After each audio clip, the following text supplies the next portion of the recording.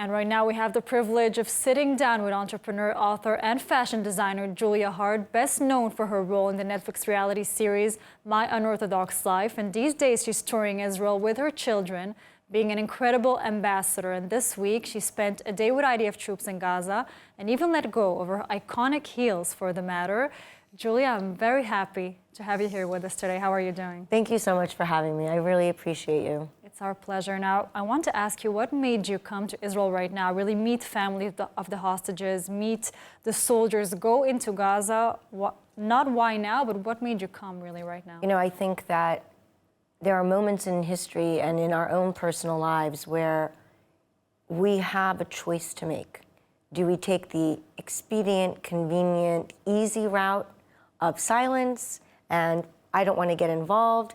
It's certainly easier. It certainly, is safer. Or do we stand up for what we believe in? Do we shout and use our voice and utilize our audience to tell the truth, no matter how unpopular it is? And I felt that, I believe in in destiny and in fate, and I think perhaps all the fame that we've acquired may be for this particular moment. Maybe the reason my Netflix show was successful, maybe the reason I had to become a public figure is so the day that the Jewish people were in danger, I could utilize my voice and my children could do the same to help Klal Yisrael. And I think to be sitting on my couch yelling would not have had the same effect. I needed to come here, I needed to show my physical support, I needed to let people know that this country is a bastion of democracy and freedom, and that I will stand behind it with every ounce of strength in my body. It's just the first question and I'm already tearing up. It's not difficult with me, but you already did it. You used your platform really to show the diversity of Israel, to spread everything that's happening here, not just within the military, but also the communities, the society, the people. What comments are you getting from people around the world? I'm sure it's not easy. Yeah. And many celebrities, even the Jewish ones, not only are not coming here, but are also not saying anything or writing anything. What comments are you getting, really? Well, I have two things to say about that, because I think you've made a very, very important point. And that is, why aren't more celebrities, why aren't more actors, actresses, famous people, especially if they're Jewish, why aren't they coming forward? Why aren't they speaking up?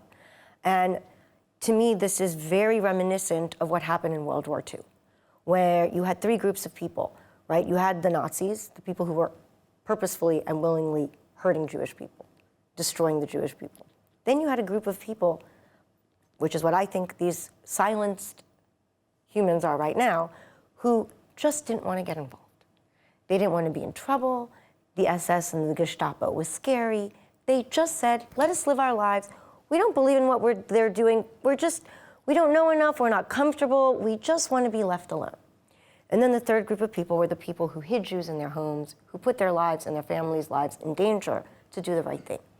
And what people don't realize is that for years, Nazism was popular.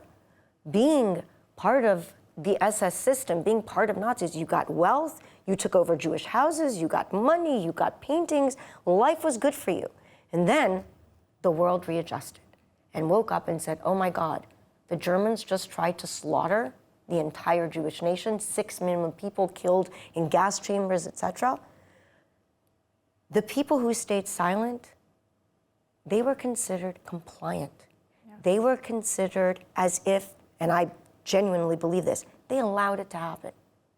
To me, silence is not only compliance, it's violence. Because if you don't speak up, you're basically saying what they're doing is okay. And it may be popular now, and it may be comfortable now, but the world always readjusts itself. And whether it's next year or in 2 years, the world will wake up and say, oh my God, the slaughter of innocent teenagers, the murdering of babies, the kidnapping of elderly people is evil. And those who stayed silent, I promise them. We don't have the privilege. I promise them that their children and their grandchildren will be ashamed of them. Of course. I promise them that they will regret their silence. And I ask them to look into their hearts, to be brave, to have courage and stand up for what's right, whether it's popular or not, because history will remember. It's true, and I want to ask you, you're saying speaking up for a cause, you are very loud, Speaking of women rights, right? I mean, in your series, The Unorthodox Life, you went out of this, really ultra-Orthodox community and showed how important it is for a woman to stand up for her own and be her own self and be, independent and all that. And what we're seeing right now, witnessing another thing, women organizations shutting up and not saying anything and really ignoring what happened here with women on October 7, rape and slaughter and all that. What message do you have for these organizations right now? Stop with the but. I am so sick of hearing the word but. Oh yes, it's bad to rape women, but. It's bad to take away their rights, but. There is no but. How can you consider yourself a liberal? How can you consider yourself a feminist when you're only applying those ideals to everyone but Jewish women? There are no buts. And I went around the country, as you said. I've spoken to Muslims. I've met with transgender Druze and Muslims. I've met, there's this amazing college, Marcia College, which helps women, transgender and gays who have left extremist fundamentalist communities to receive educations, get a profession, and be able to support themselves. And in one voice, they all say to me, we don't understand what's happening in the world. Don't they get that Hamas will kill all of us? If you support Hamas, you're supporting the murder of LGBTQIA people. You're supporting a community that says women can't travel without a husband's permission. Women get married off as teenagers and children and have lots of babies. These women have no autonomy in their life, no self-determination. How can you be a liberal and support a community and a terrorist, murderous, monstrous organization that will kill the very people who are supporting it? I don't understand it. I don't understand it either. I mean, we thought, and the Hamas terrorists documented everything, and everything was filmed, and everything was so out there on social media. Nothing was hidden, but it's still happening. And people like you are a super important voice in this world. And thank you so much for joining us today, Julia. Thank you for having me. It was a real pleasure, and continue your amazing work. We're here to cheer. Hey, I'm loud, honey. You are, and it's amazing. Thank you so much for joining us today. Thank you so much. Thank you. Thank you.